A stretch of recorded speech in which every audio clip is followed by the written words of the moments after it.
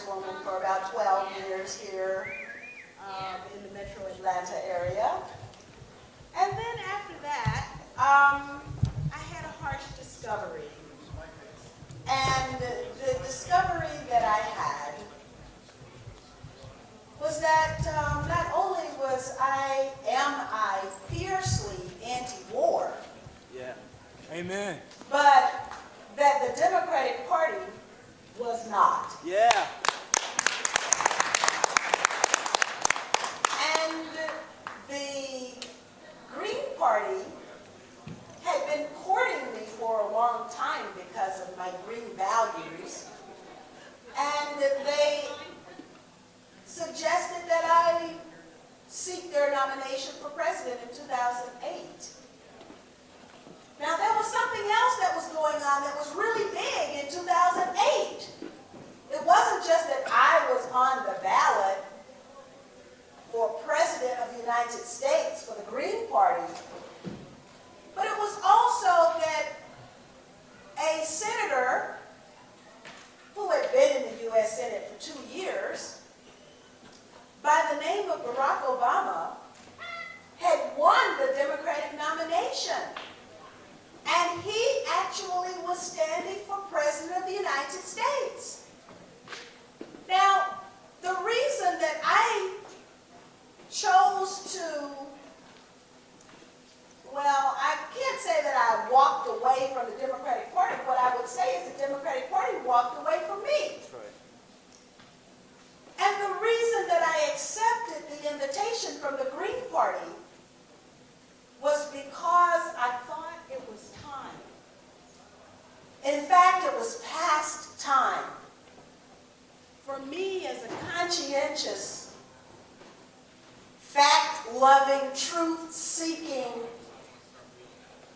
political activist to follow my values and to allow myself the freedom to say that enough was enough. So in 2007, before I even got the Green Party nomination, I declared my independence. I declared my independence from the national leadership of this country, both Democratic Party and Republican Party, that was responsible for the United States of America committing crimes against humanity around the world, Right. and war crimes, and the most egregious crime of all is a crime against the peace. And those were Democrats as well as Republicans that were responsible. And so in front of the Pentagon, on my birthday, I gave myself a birthday present. And that was when I declared my independence from the national leadership that was responsible for the certain set of circumstances in which we, people of the United States, found ourselves. And I felt so free and so liberated. And the reason I felt so free was because I likened myself to those women in the 1850s who had that meeting up in Seneca Falls, New York, and they did the same thing that I did. They declared their independence from the politics of their day that said that women had no place in the U.S. polity. They declared their independence, and it took them 70 years, but they were able to make the kind of change that today we take for granted. Now, there are some people who are responsible for me being here at this Liberty Fest, and I want to say thank you to them. I want to say thank you to the Liberty Fest organizers who brought Liberty Fest to Atlanta, Georgia. Because now, you know, one of the criticisms that I have of the national activists is that they never, ever come down south. And of course, I know we need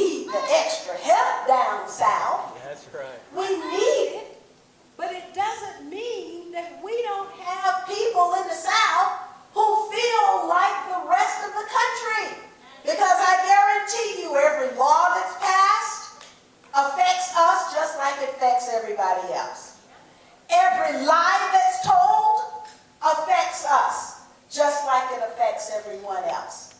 It's just that down here, sometimes we're a little bit slower to recognize when they're lying to us. Present company accepted, of course.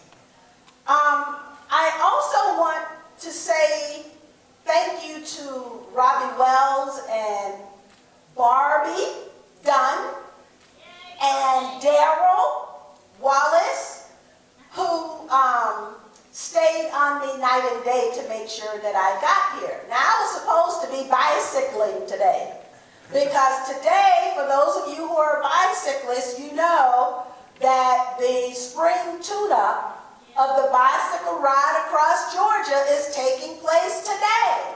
And they are probably singing before the campfire right now. And I'm here with you. Thank you. So, I've been on a kind of journey since I was so unceremoniously kicked out of the Congress, not one time, but 2 times. And Go back again. that's what some people are saying. But now here's the thing. I have found a love for the truth. And truth is hard to find up in Washington, D.C. In fact, it was my love of the truth that got me kicked out of Washington, D.C. Truth about 911, and so it was wonderful that you had Richard Gage here to tell you a little bit of the truth.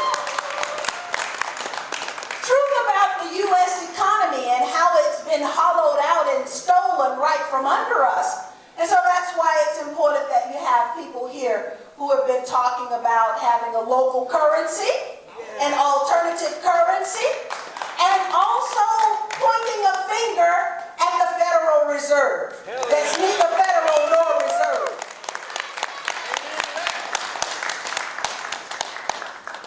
When we begin to ponder these fundamental truths, including who are we as a country? What do we stand for as a people? What are our values? And how are we going to express those values to each other and with our relationship with the rest of the world? I just happen to fundamentally believe that the United States has much more to give the world than bombs and missiles, depleted uranium, cancer, and everything else that is horrible. What I think I would like to talk about for just a minute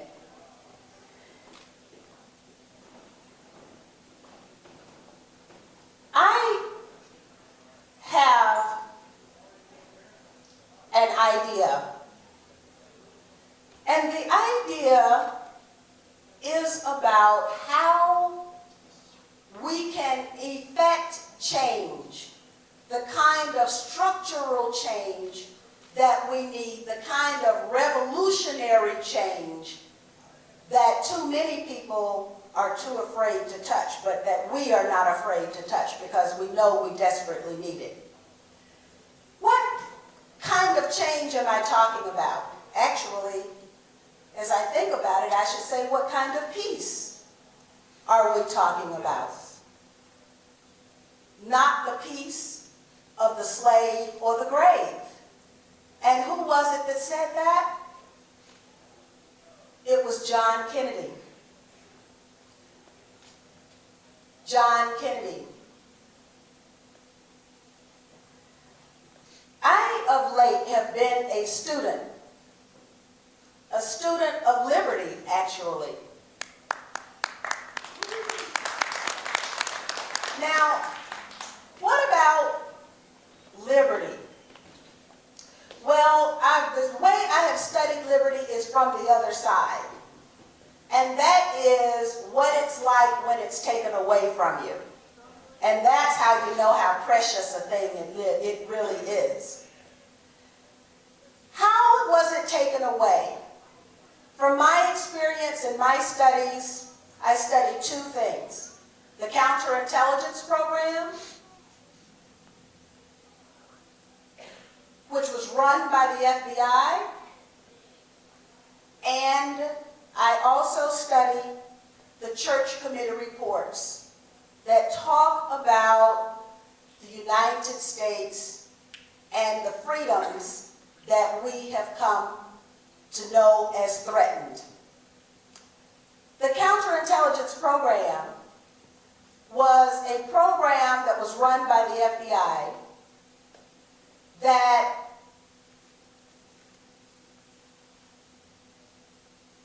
sought to divide people in the United States one from another. It sought also to repress people so that they would not be able to experience the freedoms that we would like to be able to experience. The counterintelligence program. And I don't know why I'm so hung up on this idea. Why are you so hung up on this idea of liberty and freedom? If we don't get hung up on it, then it will be taken away from us. That's why we have to care. And when a government usurps the rights of its people, as we have seen in the past, then of course that also means that we are threatened in a very real way. The counterintelligence program, the church committee reports are available for everyone to read online. And I would encourage you to read them, because the ideas that are put forward are,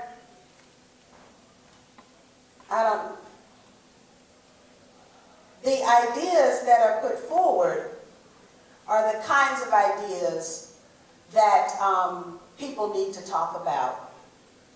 I don't know what else I need to talk about. Liberty. Huh? What's my mind? My mind is, thank you very much for asking me to say my mind.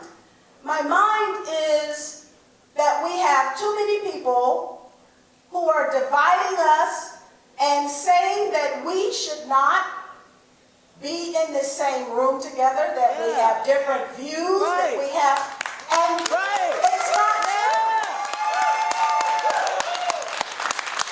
What's wrong? What is wrong with us understanding that we all are the same? We all have the same hopes and dreams and aspirations. And we don't have to be uniform. We just have to be united. We don't have to be the same. But one of the things that we have to be willing to do is to talk to each other. Amen to that. We have to be willing to see each other, to hear each other. And you're absolutely right. To love each other. Yeah. Love is not hokey.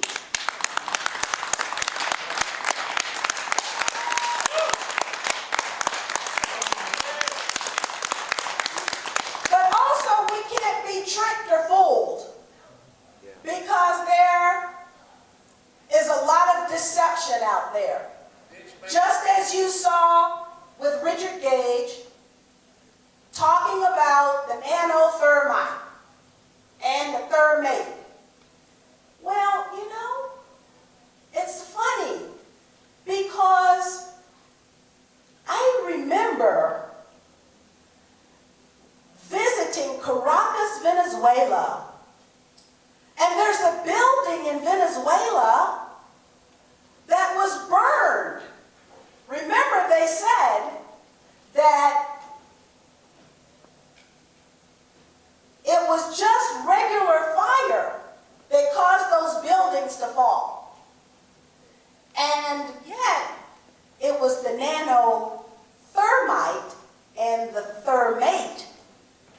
Richard Gage's presentation that caused those buildings to fall. Something in addition to, because in Caracas, Venezuela, when the building, the tall skyscraper building that was in Richard Gage's presentation, when it caught on fire, did it fall? No, it didn't fall. It's still standing. Even today, that building is still standing. So, we have to be able to discern the lies and the deception. And it happens not just in the political arena, it happens throughout the way we live our lives, because there are special interests and corporate interests in every aspect of our lives. So I would just say that we have to beware, be aware, and understand that there are tremendous forces out there that are trying to divide us, but we are not going to let them win. In fact, in the founding document of the counterintelligence program that's dated 1967, one of the items in the founding document says that we must not allow whites to become sympathetic to the cry for justice and economic inclusion of blacks who back in 1967, you know, that was the height of the civil rights movement. And the document says that we have to keep blacks and whites divided. That is a COINTELPRO document that you can go to the internet and you can look it up and you can see it. April 4th, 1967. And what I'm saying is that we should not allow them to have one night's sleep, because we are going to join together all over this country. And when we join together, we can also change it. Thank you.